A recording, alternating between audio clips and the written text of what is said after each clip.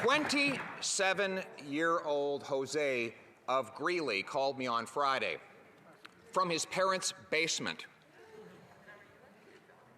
I see Liberals laughing about that. He can't afford a home. He has a job, the same job his mother had, in fact, but while her family could afford a 2-acre lot and a nice property to raise the kids, he can't even afford a condo. He wanted to know why during COVID, while wages were down and immigration was next to zero, house prices rose under this Liberal minister by 22%. Can she tell Jose why, according to Bloomberg, Canada has the second worst housing bubble in the world? Well, Deputy Prime Minister.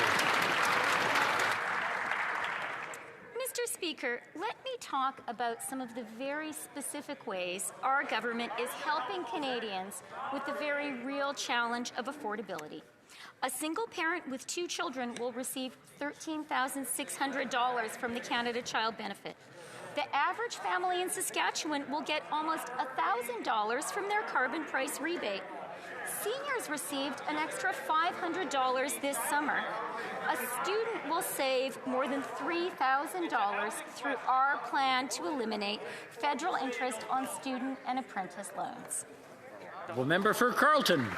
Well, the problem for Jose is he actually can't start a family without a house.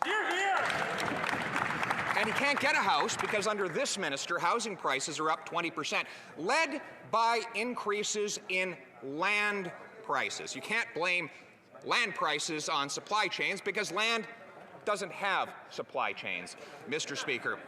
The reality is that we have the second biggest land mass in the world and yet the second biggest housing bubble on planet Earth, with only New Zealand, an island in the South Pacific, having more expensive housing. So again, can this minister please explain why under her short tenure as finance minister, housing prices are up 22%?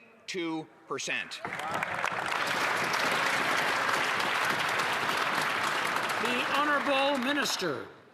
Mr. Speaker, it is very rich for the honourable member to talk about housing. When he was in office, they invested just $250 million a year on affordable housing.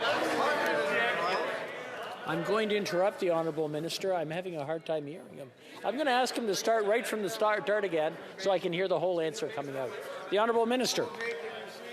Mr. Speaker, I'm happy to put our record on affordable housing against the Conservative record any day. They spent $250 million a year for every year that they were in office on affordable housing. In contrast, we have invested over $27 billion as part of the National Housing Strategy. We intend to move forward on a Housing Accelerator Fund, which will work with municipalities to create more affordable housing and more housing supply. We are the government that introduced the first-time homebuyer incentive to enable more Canadians to have access to the dream of home ownership. Those are the facts, Mr. Speaker. The Honourable Member for Carleton. So his defense on housing is that not only are homes more expensive under this government than they were under the previous Conservatives, the programming is now 100 times more expensive than it. So now it's more expensive for home buyers and for taxpayers. But I noticed the Minister of Finance was too afraid to get up and answer a question about house price inflation that she has caused. I was specifically asking about the 20% increase in both land prices and housing prices since she took her job. She can't pass the buck to another minister or to another country. When will she explain why house prices have risen so much? The Honourable Deputy Prime Minister. Mr. Speaker, I'm very glad that we're spending some time today talking about the Canadian economy. And as Finance Minister, let me point out what is the single most important economic policy in Canada today. And that, as the emergence of a new variant on Friday has reminded us, is the fight against COVID. It is not over, and the single most important tool in our toolbox is vaccination. So I'd like to urge the Conservatives to get on board and help us end this COVID pandemic.